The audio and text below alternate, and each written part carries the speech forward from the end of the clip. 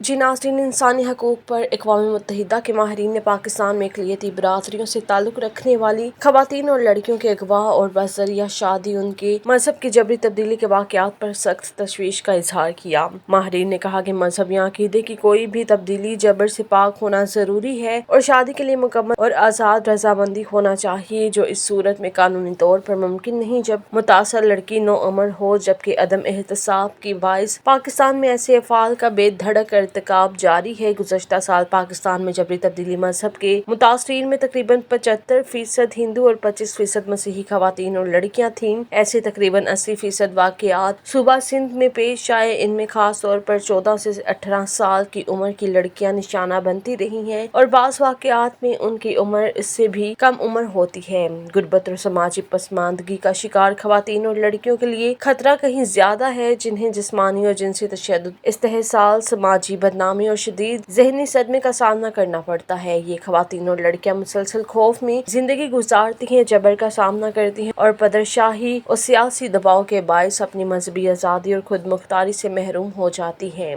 یہ سلسلہ بند ہونا چاہیے۔ ماہرین نے کہا کہ انسانی حقوق کی ان سنگین پامالیوں کی وسعت اور تسلسل سے یہ اندازہ ہوتا ہے کہ غیر مسلم خواتین اور لڑکیوں کے خلاف بنیادی امتیاز موجود ہے، جنہیں اکثر مسلم مردوں سے شادی کے لیے اسلام قبول کرنے پر مجبور کیا جاتا ہے۔ انہوں نے پاکستان سے مطالبہ کیا ہے کہ جبری تبدیلی مذہب کے خاتمے کے لیے کوششیں تیز کی جائیں، تمام صوبوں اور علاقوں میں شادی کی کم از کم عمر 18 سال مقرر کی جائے، جبری تبدیلی مذہب کو الگ قابل سزا جرم قرار دیا جائے، انسانی اسمگلنگ اور جنسی تشدد سے متعلق قوانین پر مؤثر عمل درآمد کیا جائے۔ اقوام متحدہ کے ماہرین نے تشویش ظاہر کی ہے کہ قانون نافذ کرنے والے ادارے عام طور پر متاثرہ خاندانوں کی شکایات کو نظر انداز کر دیتے ہیں، بروقت تحقیقات یا قانونی کارروائی نہیں کرتے اور متاثرین کی عمر کا درست تعین